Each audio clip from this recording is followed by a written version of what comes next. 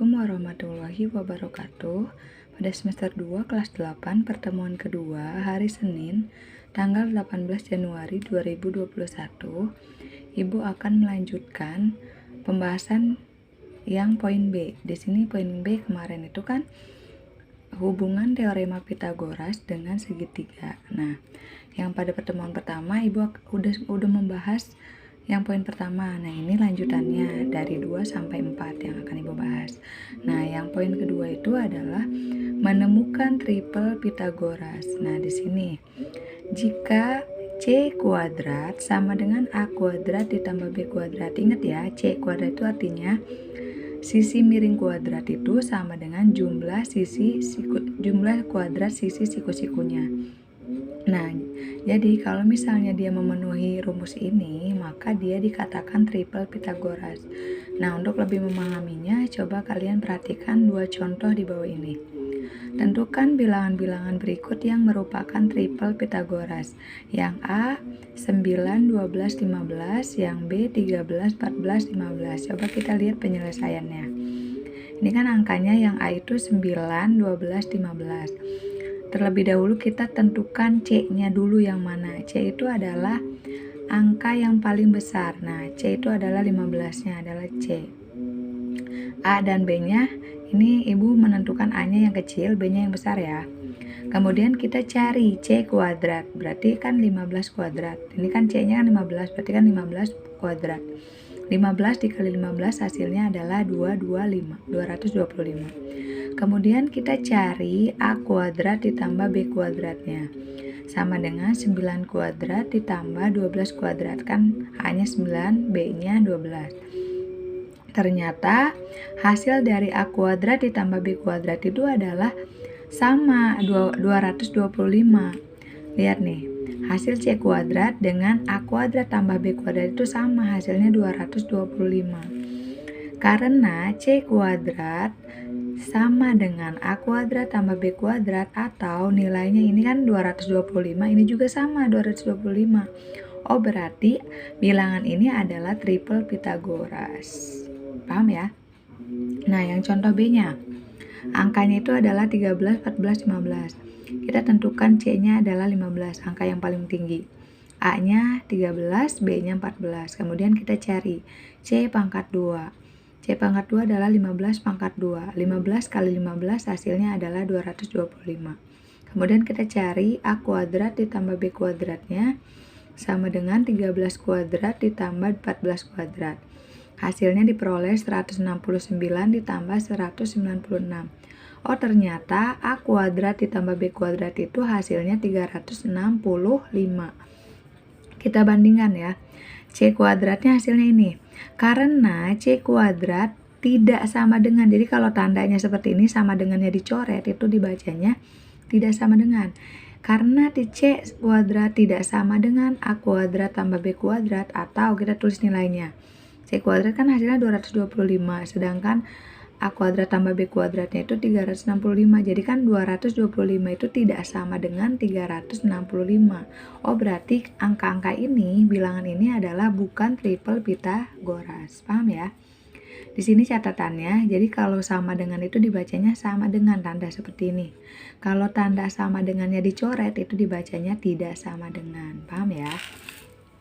Kemudian yang poin ketiga, menentukan perbandingan sisi-sisi pada segitiga siku-siku sama kaki. Nah, kalau Ibu gambarkan, nih, ini adalah contoh dari segitiga siku-siku sama kaki. Ada segitiga ABC, dia siku-siku di B. Dan kakinya panjang AB dengan BC itu sama. Makanya ada tanda seperti ini nih. Ini tanda seperti ini itu artinya panjang AB dengan BC itu sama. Nah, jika kalau misalnya segitiga siku-siku sama kaki itu sudutnya adalah, kalau siku-sikunya di B berarti ini sudutnya 90 derajat dan sudut C-nya 45 dan ini 45. Ingat ya, jumlah sudut dalam segitiga itu harus 180.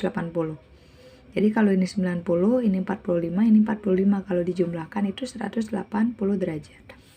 Nah, kalau misalnya panjang BC-nya 1, panjang AB-nya 1 juga, nah, maka panjang sisi miringnya itu akar 2. Akar 2 dari mana? Ini adalah penjelasannya. Jadi panjang AC sama dengan akar dari AB kuadrat ditambah BC kuadrat, tambah BC kuadrat sama dengan, ini kan 1 kuadrat ditambah 1 kuadrat. 1 kuadrat itu adalah 1 ditambah 1, berarti akar 2. Oh, panjang sisi miringnya adalah akar 2. Jadi, kalau perbandingan sisi-sisi pada segitiga siku-siku sama kaki, rumusnya ini. Jadi AB berbanding BC berbanding AC, ditulisnya adalah 1 rumusnya ya, 1 akar 2, 1 berbanding 1 berbanding akar 2. Jadi nilai sisi miringnya itu akar 2. Jadi ini rumusnya akan bisa digunakan untuk mencari sisi yang lain. Nah, untuk memahaminya, lihat contoh soalnya ya. Di sini ada segitiga ABC segitiga siku-siku sama kaki ABC dengan siku-siku di B. Ini berarti sudutnya 45, ini juga 45.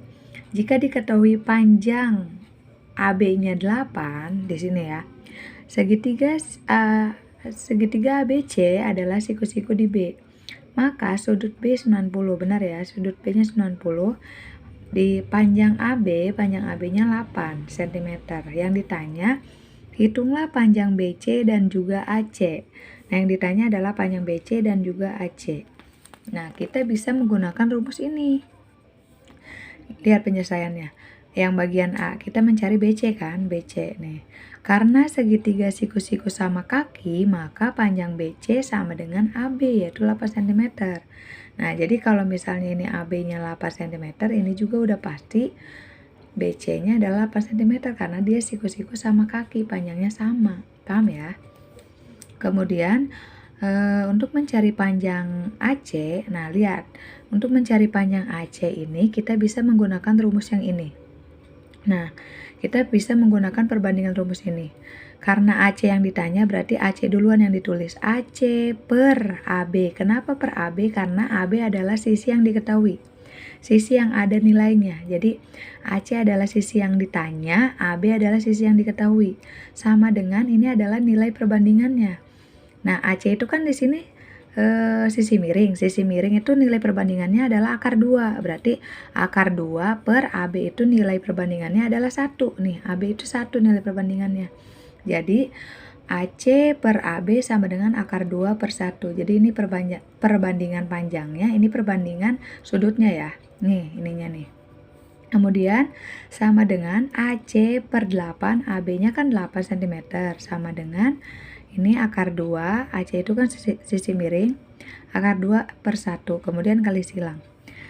AC kali 1 adalah AC, sama dengan 8 kali akar 2 adalah 8 akar 2. Oh, ternyata panjang AC ini adalah 8 akar 2 cm. Paham ya? Nah, selanjutnya poin keempat ini menentukan perbandingan sisi-sisi pada segitiga yang bersudut 30 derajat, 60 derajat, dan 90 derajat. Jadi tadi kalau segitiga siku-siku sama kaki kan sudutnya 45, 45, 90. Nah, kalau yang ini sudutnya 30 derajat, 60 derajat, dan 90 derajat. Ini gambarnya. Jadi ada segitiga ABC, siku-sikunya di B. Kalau siku-sikunya di B berarti ini sudut B-nya 90 derajat. Dan sudut ini yang 60 derajat, yang A-nya 60 derajat. Dan yang C-nya yang 30 derajat, yang paling lancip ini. Nah, ini perbandingan sudutnya adalah 1 akar 3, 2. Jadi yang paling pendek ini nilai perbandingannya 1. Nah, yang ini adalah akar 3 dan sisi miringnya adalah 2. Kalian harus pahamnya itunya ya.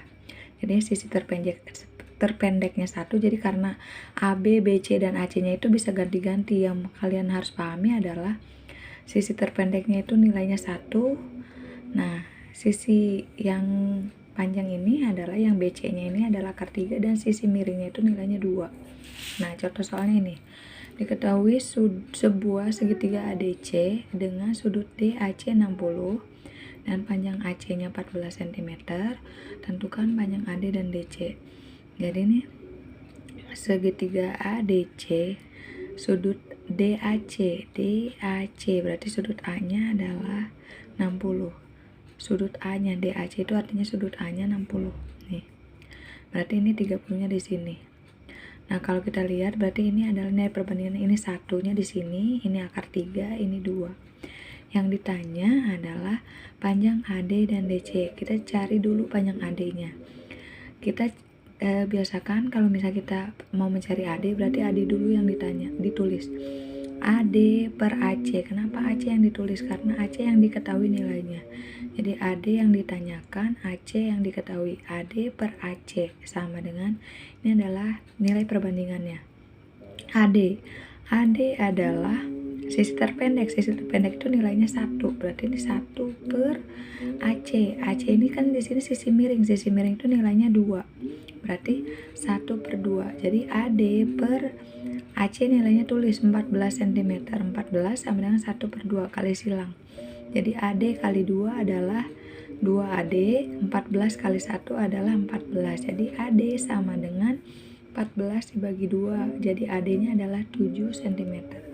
Oh, kalau misalnya AC-nya 14 berarti ini 7. Paham ya? Yang kedua adalah mencari DC. Mencari DC yang ini. Berarti DC per AC, karena AC yang diketahui ya, sama dengan DC ini adalah ini. Berarti nilai perbandingannya adalah akar 3. Akar 3 per AC adalah sisi miring. Sisi miring itu adalah 2. Nah, DC per 14, ini kan nilai 14 ya, AC-nya 14. DC per 14 sama dengan akar 3 per 2 kali silang. DC kali 2 adalah 2DC. 14 dikali akar 3 adalah 14 akar 3. DC sama dengan 14 akar 3 dibagi 2. Kenapa 2? Karena di depan DC ada angka 2. Jadi kita kan mencarinya DC. Berarti DC sama dengan 14 dibagi 2 adalah 7 akar, 14 akar 3 dibagi 2 adalah 7 akar 3 cm. Paham ya? Semoga kalian paham. Nah, jangan lupa materi hari ini kalian catat di buku tulis untuk belajar.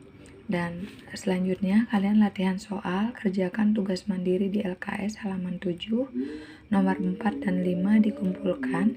Jangan lupa dikumpulkan di Classroom. Jangan lupa beri nama lengkap dan juga kelas. Nah, cukup sekian pada pertemuan kali ini. Ibu harap kalian paham semua. Wabillahi taufiq wal hidayah. Wassalamualaikum warahmatullahi wabarakatuh.